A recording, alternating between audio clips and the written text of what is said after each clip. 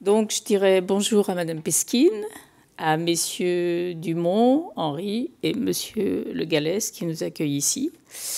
Bonjour à Mesdames et Messieurs les membres du jury. Bonjour à tous et merci d'être venus si nombreux. J'aborderai 4 points. D'une part, des éditions inédites pour le prix de thèse, des records jamais atteints pour le prix de thèse sur la ville, un jury renouvelé et des sujets originaux et bien sûr les prix attribués. Alors, des éditions inédites. Bon, comme vous le savez, l'année dernière, il n'y a pas eu de remise de prix de thèse. C'est très, très gênant. Alors, ces 15 et 16e éditions du prix de thèse ont été inédites à bien des égards.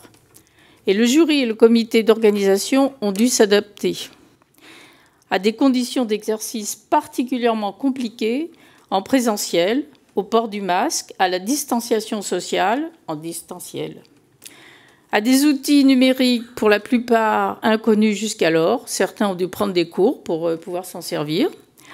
Des outils parfois capricieux, quand ce n'est pas la connexion Internet qui ne l'est. Et au nombre record de thèses candidates. Organiser des réunions efficaces en mode hybride à plus de 30 personnes n'est pas une chose simple. Cela l'est encore moins quand c'est la première fois. Cela l'est encore moins pour des sessions de jury où les échanges sont au cœur même du processus de sélection. Le jury a donc dû bricoler, innover, renouveler ses pratiques. Et sans oublier, je le répète, le comité d'organisation du prix, pour qui ce fut un vrai casse-tête permanent. Pour autant, les échanges au sein du jury ont été passionnants et fructueux. Je dirais bravo à tout le monde. Alors, les records jamais atteints pour le prix de thèse sur la ville.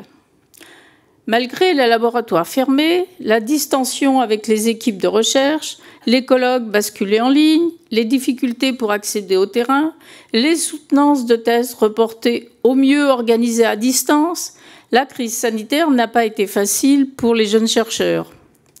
Elle a découragé les vocations de nombre d'entre eux.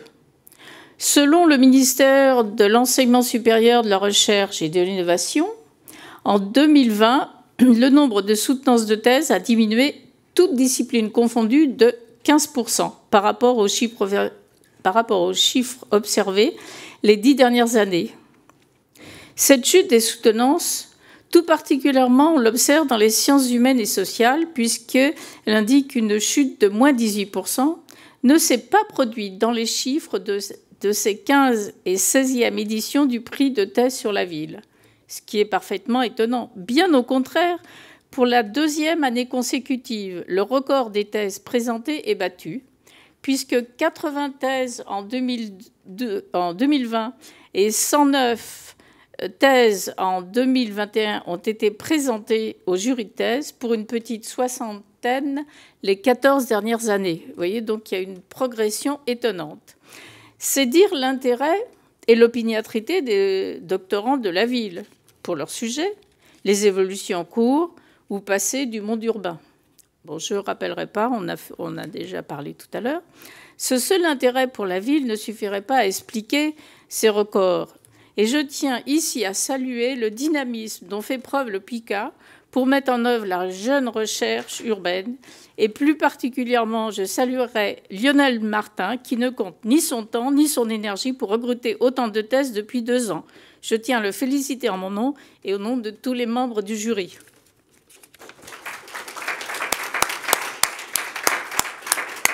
Vous avez le droit de vous lever. Alors, ensuite, je parlerai d'un jury qui a été largement,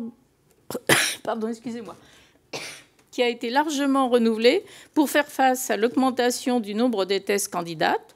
En nombre, le jury comptait 34 membres en 2020, 44 en 2021, dont 21 nouveaux membres, au lieu d'une vingtaine les précédentes années. Donc vous voyez la chose qui a été encore plus compliquée pour organiser ce jury.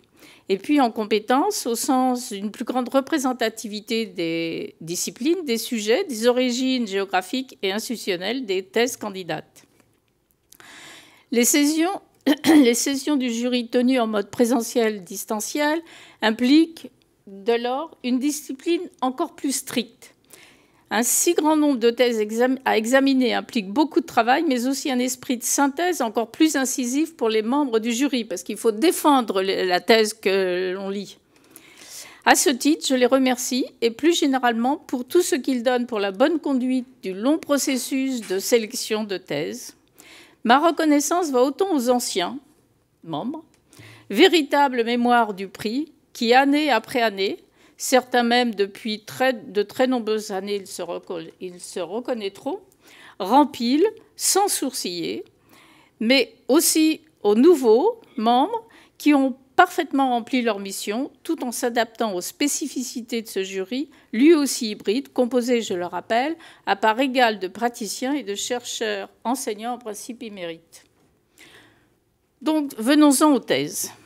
Les thèses présentées en 2020 et 2021, toujours pour la plupart excellentes, abordaient, exploraient des champs toujours variés et originaux par des approches vraiment innovantes. Et surtout, cette année, on l'a vu, elles étaient particulièrement innovantes. Alors, je citerai comme sujet les enfants. La langue serait longue à l'après-vert. Je vais en citer quelques-uns qui m'est venu comme ça.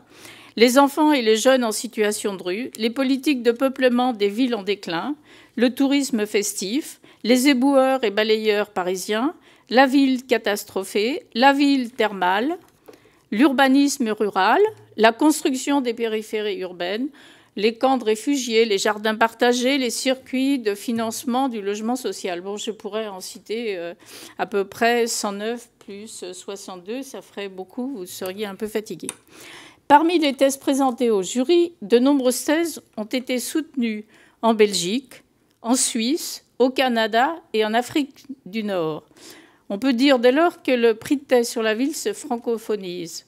On ne peut que renouveler nos encouragements à tout futur docteur des pays francophones à candidater.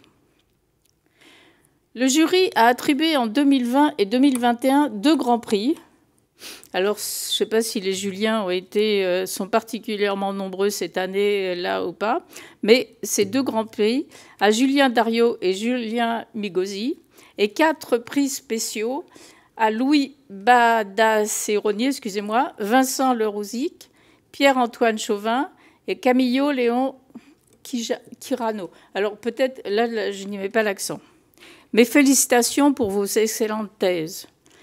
En tant que première présidente du jury depuis sa création, je dois avouer que les travaux des 6 nominés, tant cette année que l'année dernière, sortaient largement du lot. Mais 6 prix à 6 lauréats. Aucune lauréate. Jeune docteur, jeune lauréate, rendez-vous est pris l'année prochaine, j'espère.